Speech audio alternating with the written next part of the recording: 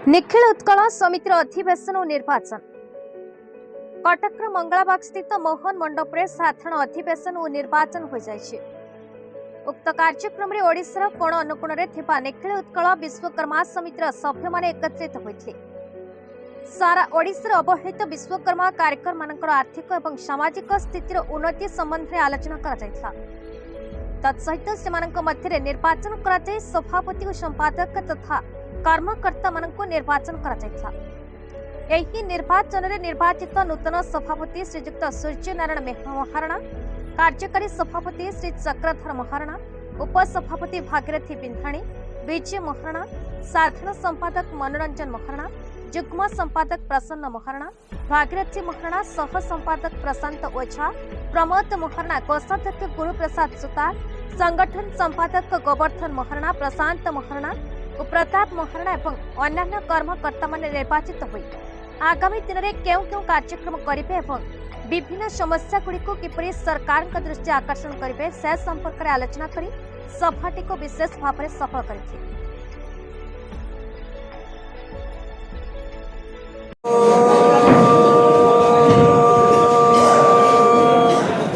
नमामि परम ब्रह्म नमामि भक्तवत्सल नमामि विश्वरूपाय विश्वकर्मा। साधारण अधिवेशन निर्वाचन कटक जिला मोहन मंडप अनुष्ठित 11/8/2024 दिन होता। ओडिशार विभिन्न प्रांतर ढेंकानाल, कटक, जाजपुर, सुंदरगढ़, पुरी, जगतसिंहपुर और विभिन्न जिलार विश्वकर्मा भाई मैंने उपस्थित थे। आमर निर्वाचन नूतन भाव में 10-12 वर्ष होता कोरोना जनित केस अन्य कार्यक्रम अटकीला। आज से साधारण अधिवेशन निर्वाचन करागला। आमर विश्वकर्मा भाई मान सहित IGR inspector general Odisha Cuttack महोदय को विशेष भाव में हार्दिक अभिनंदन जनाई आमर इलेक्शन काम शेष पर्यायर सरला। राकेश महाराणा, संगठन संपादक निखिल उत्कल विश्वकर्मा समिति ओडिशा। आज मोर विश्वकर्मा रत्न जी थे पूर्वतन बट आज पद आज छाड़ी नुआ आमर सभापति संपादक उपसभापति पर्याक्रमे इलेक्शन पर्याक्रमे जो जो जहाँ करिया कथा से हिसाब से समस्ते आज नवनिर्वाचित होती पद देखते।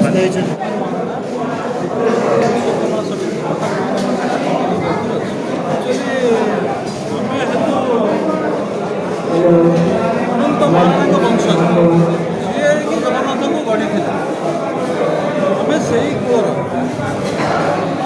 ठाकुर नीतिकांति हो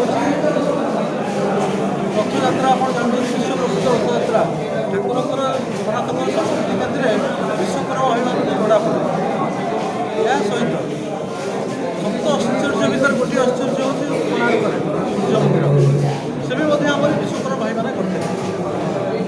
समय क्रम आम समस्त एकत्रित समिति 1958 मसीह गठित।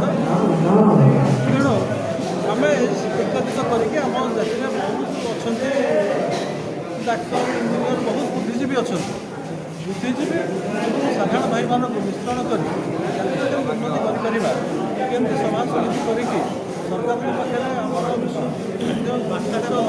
पहुँचे। कटक दामोदर बेउरांका रिपोर्ट, भारत न्यूज।